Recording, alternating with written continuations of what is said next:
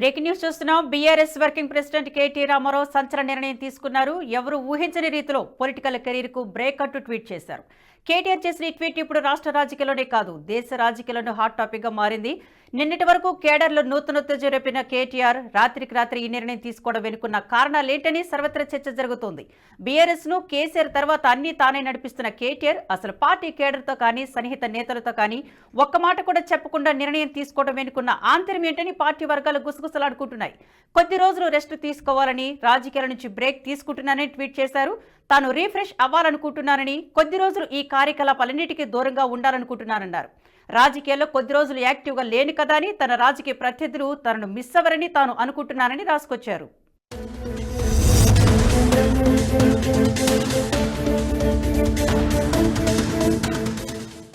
Breaking news చూస్తున్నాం. BRS working president KT Rama Rao సంచలన నిర్ణయం తీసుకున్నారు. ఎవరు ఊహించని రీతిలో పొలిటికల్ కెరీర్ కు బ్రేక్ అంటూ ట్వీట్ చేశారు.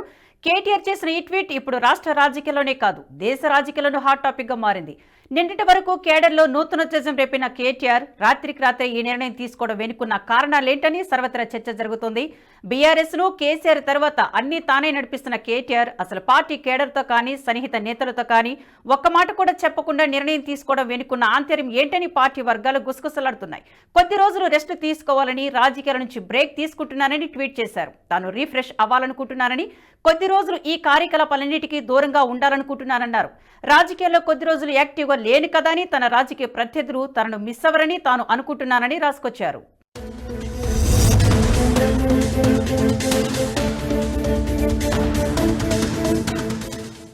ఈ వీడియో మీకు నచ్చినట్టయితే లైక్ చేయండి, 10 మందికి షేర్ చేయండి. అలాగే కామెంట్ల రూపంలో మీ అభిప్రాయాలను మాతో పంచుకోండి. Nationalist hub group of channels ను సబ్స్క్రైబ్ చేసుకుని తెలుగునాట జాతీయవాద జర్నలిజాన్ని ప్రోత్సహించండి. ఈ వీడియో కింద ఉన్న బెల్ ఐకాన్ పై క్లిక్ చేయడం మర్చిపోవద్దు.